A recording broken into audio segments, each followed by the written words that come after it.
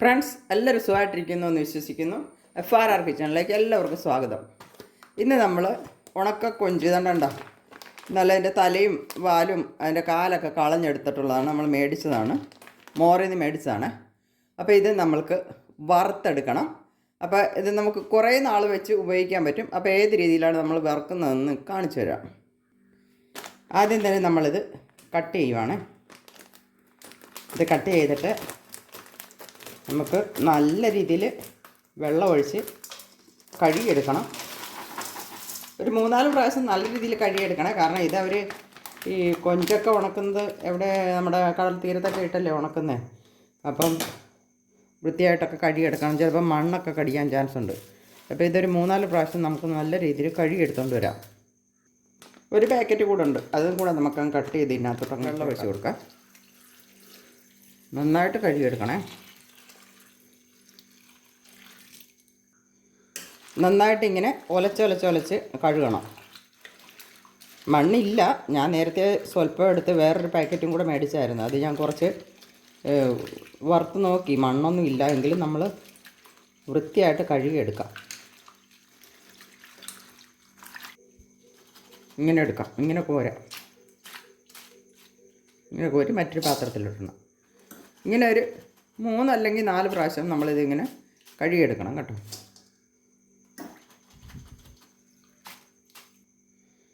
ഇത് ഞാനിപ്പോൾ 4ാമത്തെ പ്രാവശ്യമാണ് കേട്ടോ കഴുകുന്നത്. നല്ലതായിട്ട് ഇതിങ്ങനെ കഴുകിയെടുത്തിട്ട് വാരി ഒന്ന് പിഴിഞ്ഞ് നമുക്ക് കണ്ണാപ്പയിലോട്ടിടാം. ഇങ്ങനെ നല്ലതായിട്ട് പിഴിഞ്ഞോ. അങ്ങനെ ഇതെല്ലാം നമുക്ക് എടുത്തുകൊണ്ട് വരാം. ഇനി നമ്മളതിലേക്ക് മസാലകൾ ആഡ് ചെയ്യുവാണ്. ആദ്യം തന്നെ നമ്മൾ കഴുകി പിഴിഞ്ഞ് വെച്ച കൊഞ്ചിട്ട് കൊടുക്കാം. ഇനി നമുക്ക് മഞ്ഞൾപ്പൊടി ഇട്ട് കൊടുക്കാം. കുറച്ചധികം ഇട്ടോ കേട്ടോ, നല്ലതായിട്ട് ആവണ്ടേ ഇതൊക്കെ. ഒരു 3-4 സ്പൂൺ ഇട്ട് കൊടുത്തു. അതിനുശേഷം നമുക്ക് മുളക് പൊടി ഇട്ട് കൊടുക്കും. അതും ഇത്തിരി നല്ല രീതിയിൽ ഇട്ട് കൊടുത്തേരെ. മതിയാവും. പിന്നെ ഇനി നമുക്ക് കുരുമുളക് പൊടി അതിട്ട് കൊടുക്കുക. കുറച്ചധികം കൊടുക്കട്ടെ, ഒരു 3-4 സ്പൂൺ. ഒരു 3 സ്പൂൺ മതിയാവും.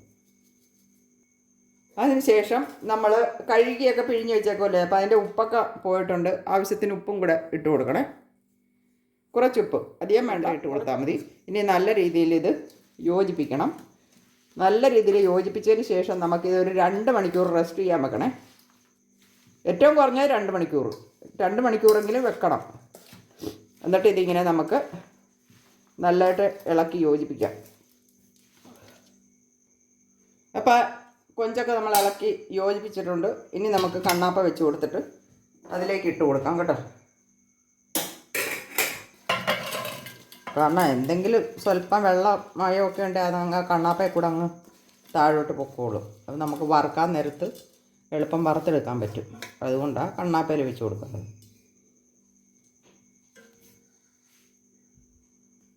നമുക്കിനി ഏകദേശം 2 മണിക്കൂർ ഇത് റെസ്റ്റ് ചെയ്യാൻ വെക്കണം. അപ്പോൾ ഇങ്ങനെ അങ്ങോട്ട് വെച്ച് കഴിഞ്ഞാൽ പെട്ടെന്ന് ഉറുമ്പ് കയറുന്ന സാധനമാണ് നമ്മുടെ കൊഞ്ച്. അതിന് കുറച്ച് വെള്ളം ഞാൻ എടുത്തൊരു പാത്രത്തിൽ ഒരു വെള്ളം എടുത്തിരുതാ ഈ റിങ് അങ്ങോട്ട് ഇറക്കി വെക്കുവാണേ.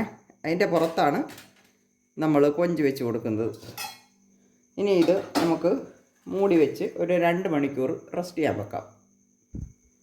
അപ്പോൾ അതവിടെ ഇരിക്കട്ടെ. ഉണക്കക്കൊഞ്ചൊക്കെ നമ്മുടെ മസാലയൊക്കെ പുരട്ടി വെച്ചിരുന്നില്ലേ, ഒരു 2 മണിക്കൂർ കഴിഞ്ഞിട്ടുണ്ട്. നമുക്കിനി ഇത് വറുത്ത് പോരാം. അപ്പം നമുക്ക് ഇത് വെളിച്ചെണ്ണയിലാണ് വറുത്ത് പോരുന്നത്. വെളിച്ചെണ്ണ ഒഴിച്ച് കൊടുക്കാം. നല്ലതായിട്ട് ചൂടാകണം വെളിച്ചെണ്ണ. എന്നിട്ട് നമ്മളിത് കൊഞ്ചിട്ട് കൊടുക്കാവുള്ളൂ. നല്ലതായിട്ട് ചൂടാവട്ടെ. അപ്പം നമ്മൾ ഒഴിച്ചു കൊടുത്ത വെളിച്ചെണ്ണയൊക്കെ നല്ലതായിട്ട് ചൂടായിട്ടുണ്ട്. ഇനി നമുക്ക് കുറേശ്ശെ കൊഞ്ച് അതിൻ്റെ അകത്തോട്ട് ഇട്ട് കൊടുക്കാം. കരിച്ച് കളയരുതേ.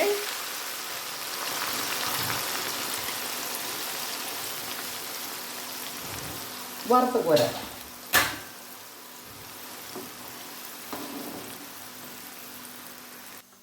അപ്പോൾ നമ്മൾ ഇട്ട് കൊടുത്ത കൊഞ്ചൊക്കെ ഏകദേശം ഫ്രൈ ആയി വരുന്നുണ്ട്. നമ്മളിനി എന്താ ചെയ്യേണ്ടതെന്ന് വെച്ചാൽ ഒരു അരിപ്പ പാത്രത്തിലാണ് നമ്മളിത് കോരി എടുക്കുന്നത്.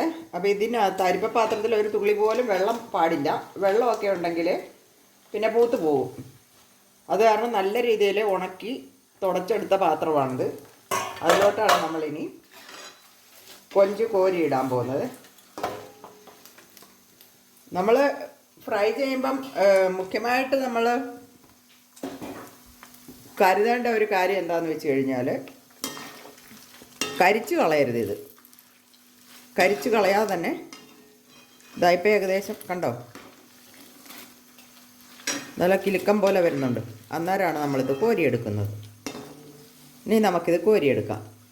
അങ്ങനെ എല്ലാ കൊഞ്ചും നമുക്കിത് ഫ്രൈ ചെയ്തെടുക്കാം. ഇത് നമുക്ക് ഗൾഫിലൊക്കെ ജോലി ചെയ്യുന്നവർക്ക് കൊടുത്തു വിടാം, പിന്നെ അന്യ നാട്ടിൽ ജോലി ചെയ്യുന്നവർക്ക് കൊടുത്തു വിടാം.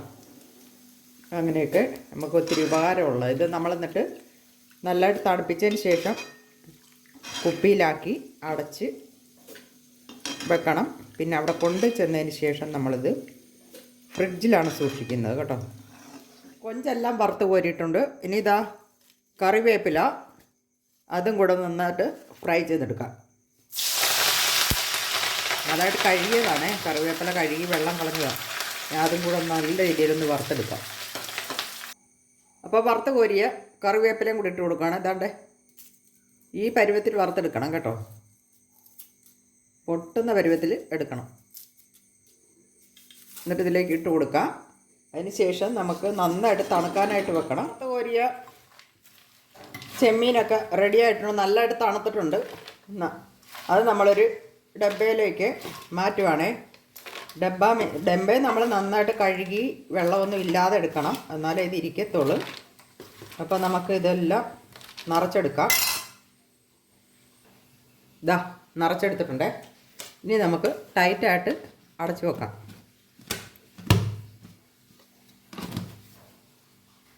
നല്ല രീതിയിൽ അടച്ചതിന് ശേഷം നമ്മൾ ഉറുമ്പൊന്നും കയറാതിരിക്കാനേ ഇങ്ങനെ ടേപ്പ് ചുറ്റി വെക്കണം കേട്ടോ. എന്നിട്ട് നമ്മളിത് ഫ്രിഡ്ജിൽ സൂക്ഷിക്കുവാണ് ഇപ്പോൾ തൽക്കാലം. ഞാൻ പോകാൻ നേരത്തെ എടുക്കത്തുള്ളൂ. എടുത്ത് പാക്ക് ചെയ്യാം. അന്നേരം നമ്മൾ പാക്ക് ചെയ്തുള്ളൂ. ഇത് ഏകദേശം ഞങ്ങൾക്കൊരു 4 മാസത്തേക്ക് കാണും കേട്ടോ. എത്ര നാൾ വേണേലും നമുക്കിത് വെച്ച് കഴിക്കാം. ഇത്രയേ ഉള്ളൂ. അപ്പോൾ എല്ലാ ഫ്രണ്ട്സും ഒന്ന് ലൈക്കും കമൻറ്റും ഷെയറും ഒക്കെ എന്നിട്ട് സപ്പോർട്ട് ചെയ്തേക്കണേ. മറ്റൊരു വീഡിയോയുമായി വീണ്ടും കാണാം. Bye bye.